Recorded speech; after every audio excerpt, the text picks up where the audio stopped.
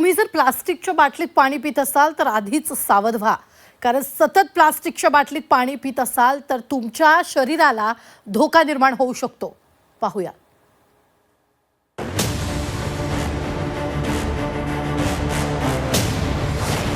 प्लास्टिकच्या बाटलीतलं पाणी पिताय, खबरदार.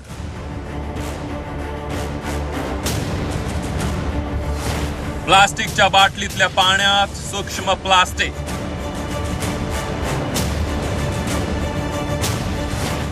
मायक्रोप्लास्टिक तुम्हाला आजारी पाडणार. प्लास्टिकच्या बाटलीत पाणी पिणं हे नित्याचं झालंय. प्रवासाला निघताना आपण कुठल्याही दुकानातून प्लास्टिकची बाटली घेतो आणि तहान भागवतो. प्लास्टिकची पाण्याची बाटली ही अत्यावश्यक वस्तूंच्या यादीत मोडू लागली आहे. काही वर्षांपूर्वी प्लास्टिकच्या बाटलीत पाणी पिणं ही अतिश्रीमंती मानली जायची, पण आता प्लास्टिकच्या बाटलीत पाणी पिणं ही रोजची गरज झाली आहे. काही जण ऑफिसला प्लास्टिकची बाटलीच पाणी पिण्यासाठी वापरतात. तुमच्या आयुष्यातल्या दैनंदिन गरजांचा भाग बनलेली प्लास्टिकची बाटली आणि त्यातलं पाणी सुरक्षित आहे का, यावर प्रश्नचिन्ह निर्माण झालंय. अमेरिकेतल्या नॉर्थ कोलंबिया विद्यापीठात झालेल्या संशोधनातून प्लास्टिक बाटलीतलं पाणी आरोग्यासाठी असुरक्षित असल्याचा निर्वाळा देण्यात आलाय. या विद्यापीठाच्या संशोधनानुसार प्लास्टिकच्या पाण्याच्या बाटलीत लाखो प्लास्टिकचे सूक्ष्म कण आढळून आले.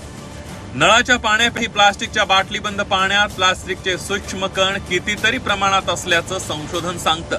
हा सुद्धा एक महत्त्वाचा प्रश्न आहे की प्लास्टिकची बाटली किती दिवस वापरावी. तर ज्या बाटल्या फूड ग्रेड क्वालिटीच्या येतात, म्हणजे BPA किंवा BPS फ्री असतात, अशा बाटल्या युजली 3 ते 6 महिने वापरायला काही हरकत नाही. ज्या ट्रिटॉन या प्लास्टिकच्या बनलेल्या ज्या बाटल्या असतात त्या इव्हन 1 वर्ष साधारणतः वापरल्या तरी सुद्धा काही प्रॉब्लेम नसतो. आणि ज्या युजली मार्केटमध्ये ज्या मिनरल वॉटर्सच्या बाटल्या येतात त्यांना मॅक्झिमम 1 आठवडा वापरून त्यांना आपण डिस्कार्ड करायला हवं योग्य प्रकारे. हे फार आवश्यक असतं. तरीसुद्धा समजा पाणी पिताना पाण्याची टेस्ट बदलल्यासारखे वाटणं किंवा बाटलीचा रंग बदलला असं वाटणं किंवा त्या बाटलीला वास येणं, असे जर का तुम्हाला लक्षात आलं तर त्यावेळी ही बाटली डिस्कार्ड करणं अत्यंत आवश्यक आहे. प्लास्टिकमुळे होणाऱ्या प्रदूषणाचा माणसाच्या जीवनावर विपरीत परिणाम होऊ लागलाय. समुद्रातल्या प्लास्टिकमुळे जैवविविधता धोक्यात आली आहे. एवढंच नाही तर मायक्रोप्लास्टिकचं प्रमाण माशांच्या शरीरातही आढळून आलंय. आता तर प्लास्टिक पाण्याच्या बाटलीतही मायक्रोप्लास्टिक आढळून आल्यानं हे प्रकरण आणखी गंभीर झाल्याचं सांगण्यात येत आहे. बाटलीबंद प्लास्टिकच्या पाण्यातील मायक्रोप्लास्टिकमुळे पोटात जळजळ होणे, हार्मोनल विकार, अवयवांमध्ये मायक्रोप्लास्टिक गोळा होणं, अशा प्रकारचे गुंतागुंतीचे आजार होऊ शकतात. ज्या प्लास्टिकच्या बाटल्या BPA फ्री किंवा BPS फ्री नाहीत, अशा बाटलींमधून जर का आपण दीर्घकाळासाठी पाणी पिलं तर याच्यातून होणारे हार्मोनल बॅलेन्स, होणारे हार्टचे आजार, डायबिटीसचं प्रमाण वाढणं, ओबेसिटी वाढणं हे नोन आहे. ह्याने हे त्रास होतात.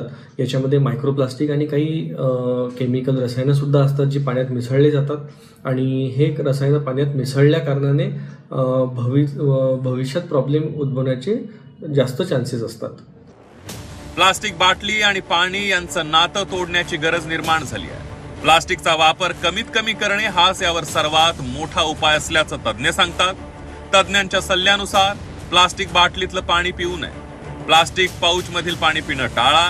प्लास्टिकच्या बाटलीत खूप दिवस साठलेलं पाणी पिऊ नये. स्टील किंवा इतर धातूची बाटली पाणी पिण्यासाठी वापरा, असं तज्ज्ञ सांगतात. महत्त्वाचा आणि हा दुर्लक्षित प्रश्न आहे की प्लास्टिकच्या पाण्यातून पाणी पिणे हे कितपत योग्य आहे. तर प्लास्टिक हे जर का फूड ग्रेड असेल, म्हणजे BPA फ्री असेल, BPS फ्री असेल, तर या प्लास्टिकच्या बाटलीतून पाणी पिणं हे योग्य आहे.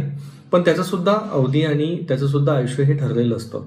पण ज्या रिफिलेबल बाटल्या आहेत किंवा ज्याला आपण म्हणतो की सिंगल यूज अशा बाटल्या ज्या असतात, ज्याच्यात साधारणतः मिनरल वॉटर आपण मार्केटमधून विकत घेतो, या बाटलीतून मात्र पाणी पिणं हे योग्य नाही. एका वेळेस पिऊन ही बाटली डिस्कार्ड केलेली अत्यंत योग्य असते. पाणी हे माणसासाठी अमृता समान आहे, पण प्लास्टिकच्या बाटलीत हे पाणी गेलं की त्यात मायक्रोप्लास्टिक मिसळतात. त्यामुळे प्लास्टिकच्या बाटलीतलं पाणी पिऊन आजारी पडण्यापेक्षा पाणी पिण्यासाठी इतर पर्यायांचा विचार करा.